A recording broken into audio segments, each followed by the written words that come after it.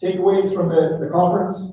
One, it was very impressive to me to see the secretary dedicate essentially or take a day from his schedule to fly down here and provide to really show his commitment to moving the Salton Sea forward. So that's really been something that's absent, at least from state government officials, this political will. Now we've heard more and more about at least the short-term plan for moving forward, and the fact that there's quite a bit of money available for the state of California to move forward. Clearly, more money will be needed. We need money for operations and maintenance of these projects, monitoring of these projects, but there's a good pot of money to get these projects started. We also heard from Assemblymember Garcia, the strong support for moving these projects forward, and really his leadership up in Sacramento has really driven a lot of this forward. But one of the other things I heard is that what we really need to see now are results, projects in the ground. So it's not choosing between projects and evaluations and research. Again, as the secretary said yesterday, we need to essentially move forward on all fronts. And I think there's a strong sense from the audience, or at least many members of the audience, that we want an answer on an import plan and what the long-range planning looks like. Other key takeaways are, at least that I heard, that there's pretty vibrant local communities out there that need to be integrated much better into the planning for the Salton Sea.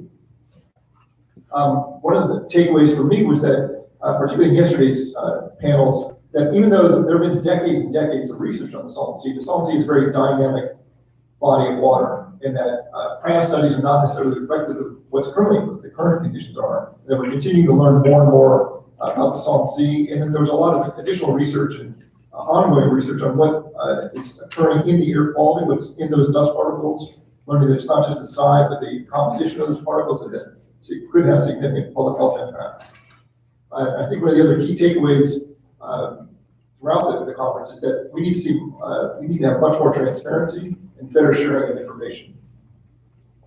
So next steps for me, and hopefully many of you will have others as well, is that, and as Terry mentioned, the 4 Ps, I guess that was a conversation between the Secretary and Arturo and Terry, more partnerships, better collaboration, not just between the agencies themselves, but between the agencies, the communities, and academia. We heard a little bit about some of the differences between some of the modeling projections that the state's using that some of the academic models are seeing.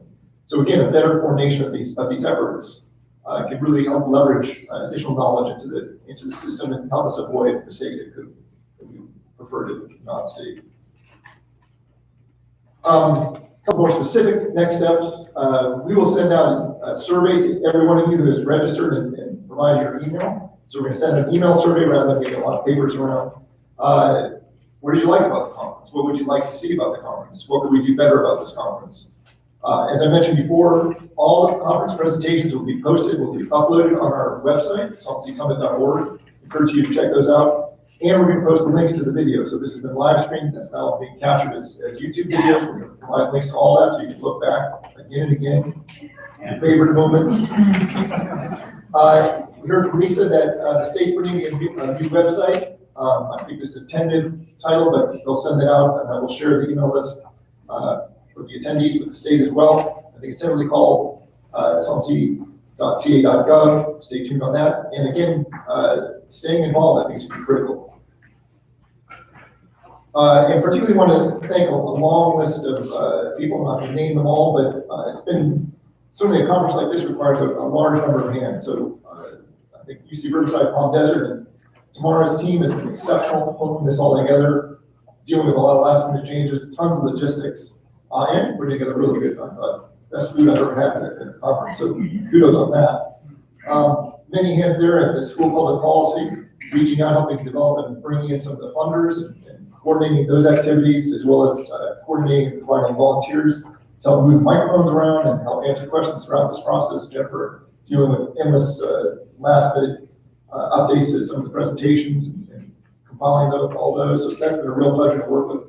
And then there's been a lot of other partners who helped coordinate some of the media outreach, Lighthawk, and we had some guides from Lighthawk, Brian and Frank and Jessica, greatly appreciated their support in providing information for that. And particularly like to thank our sponsors. So we've shown them in the past. Some of them are still here. So the Water Foundation in particular provided the bulk of the funding for this to help make this conference happen.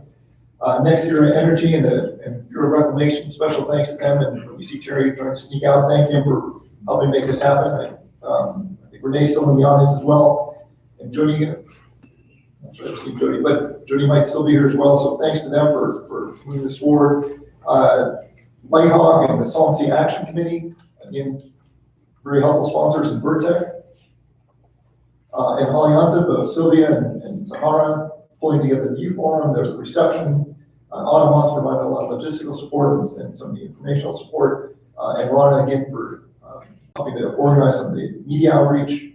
IID, helping to provide the tour, and then many members of their staff. So Susie Carrillo, I certainly appreciate helping to organize the tour that went on Wednesday.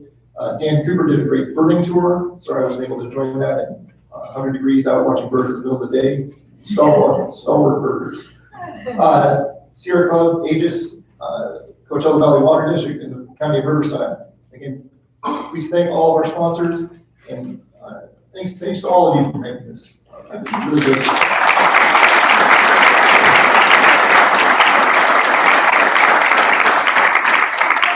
First, I must say we owe a round of applause to Michael Cohen for this.